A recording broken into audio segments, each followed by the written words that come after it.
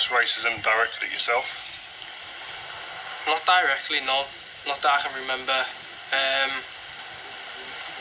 I remember, well, this season at Old Trafford, I think it was November time, there was, I think, a racial remark was said by a fan as I've been taking a throw-in. I never personally heard it, but I found out a few days later after it being reported. But yeah, not directed particularly at me. But I think racism as a whole is not only the person that it's directed at. So just because I haven't been directly racially abused doesn't mean that I haven't felt racially abused in my childhood. When my friends have told me that they've been racially abused, I feel the pain that they feel. It's a community feeling. I think if you say it to one person, you say it to everyone. So, like, when things are said to Raheem Sterling in the past, and Callum Hudson-Odoi, Ryan Brewster, Tyrone Mings, they haven't just said it and hurt them, they've hurt everyone. I've felt hurt. I've felt like I've been racially abused, and that's just the feeling that I get when these incidents happen. So does that make you feel that it's the importance of other players making sure they come out in solidarity together and speak, and not just players of colour, but also white guys as well, with prominent figures in the game coming out and speaking and showing that togetherness? That's exactly what it is. It's about everyone coming together, because it's not just about black people. It's not just about people being racially abused and people directly saying things at one person. It's everyone feels affected. Everyone doesn't like it. Everyone of every race knows that this thing, what's happening is wrong. Racism is wrong. It's not right. People want to see change of every race. It just shouldn't still be going on. So to see the solidarity that we're seeing in the modern day that's happening right now, it's good to see it, but it shouldn't be needed. It shouldn't still be going on. But yeah, like I said, it's good to see people of all races getting involved and wanting to support such a strong movement, and hopefully with the solidarity that we've seen, we'll see change. You know, with social media now, then you're very, very active on social media, like all the guys are in today's game.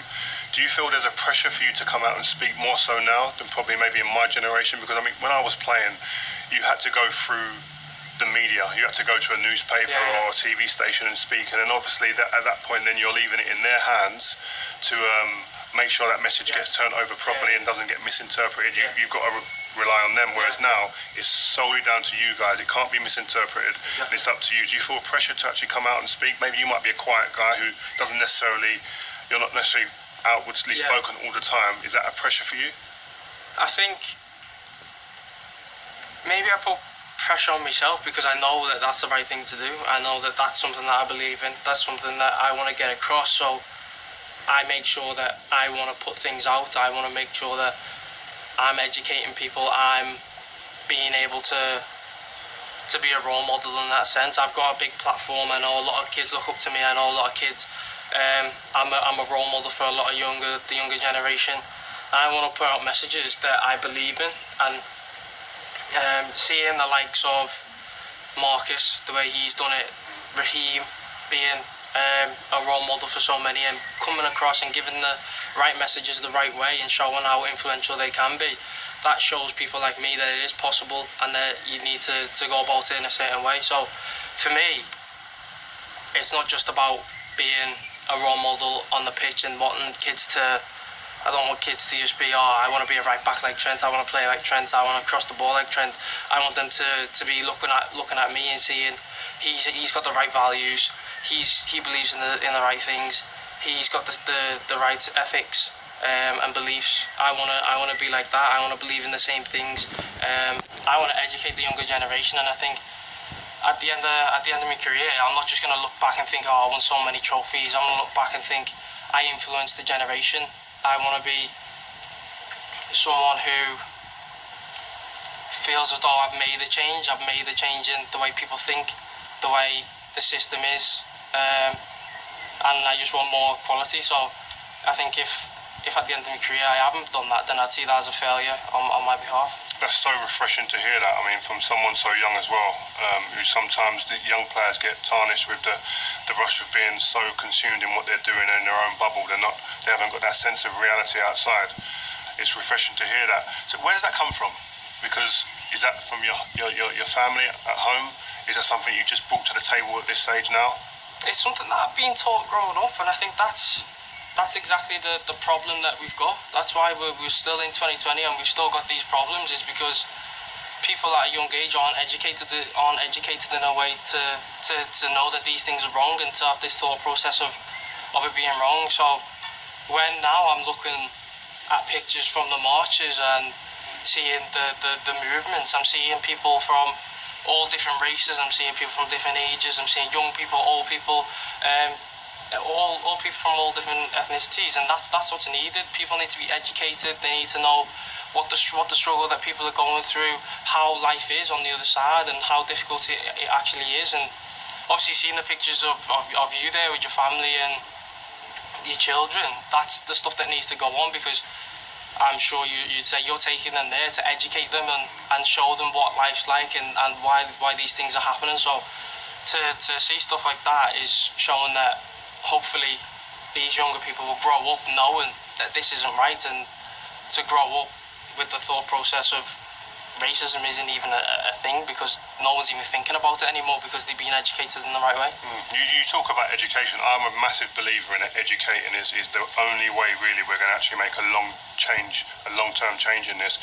How do you go about educating the next generation? Is it down to people like you, or do you think football needs to play a bigger part in that role, the people that run the game? Massively. I think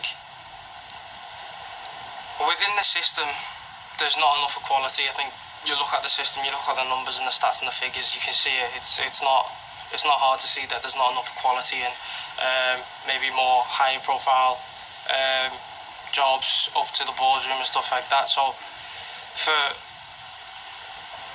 that to change, we need people. We need black people in the boardroom. We need people in there with a voice. We need to be educating people all the way down. We need equality from physios, kit men, all the way up to into the boardroom. We need everyone to have an opportunity to do these things. And I think going forward with that education and teaching people the right and wrongs in the right way, then I think that's when we will see some change. And I think in, like I said, higher leadership positions and stuff like that, from what I can remember, I think you're the only black appointed captain for a major tournament, and that just shows that how long has the England national team been going on, and you're the only one. But something's not right. The system's not right in some way. I'm not saying give it to someone who's black because they're black, but if two people are evenly deserving of it, more times than not, without even thinking about it or looking too much into it, it will go to the white person. And that's just the thought process. I think maybe subconsciously it happens, but I think when you think about it like that, to have one black captain in a major tournament for the whole time that England's been running is something that obviously isn't right with the system. I think that's a massive point you've just touched upon there. In America, they've got the Rooney Rule, where a black candidate for a job goes in, has to be given the opportunity to present themselves, etc. But you don't want to go down the road where you feel like they're just ticking a box. We've got a black guy or a person of colour comes in, they've just ticked a box, and then they're not going to get the opportunity. It has to be done with a bit more foundation to that. They've got a chance to actually get exactly. No one's asking to be given freebies. No, we're not asking for. Like you said, just you're given the opportunity because you're black. We want everyone to have an equal opportunity. So when you are going into the interviews, or you're going into the coaching route, or you're applying for a job, you feel as though you're getting the same amount of opportunities and you're being judged on the right things and not the wrong things. You're not being judged on skin colour or where you're from, or maybe how you grew up. You're being judged on what you've got on your CV, what you can do, how good of a coach you are, how good of a you are at the specific role, and not judged off the things that aren't important, which is skin colour, ethnicity, and race. You know, when you was coming through, did you ever, just to take it back again, when you was coming through as a young kid at the academy at Liverpool, did you ever feel at any point where you might have had to go that extra yard more than somebody who wasn't of your background, or you just feel that opportunity maybe wasn't going to be there, or something gave you that feeling the opportunity might not be there because of my colour? Because in other businesses, that's how a lot of people feel, and they'll report back and say, "Well, I feel I've had to work so much harder than the next man to get him just because of my colour and where I'm from." Yeah, I think when I was growing up, I never felt like that personally. I understand.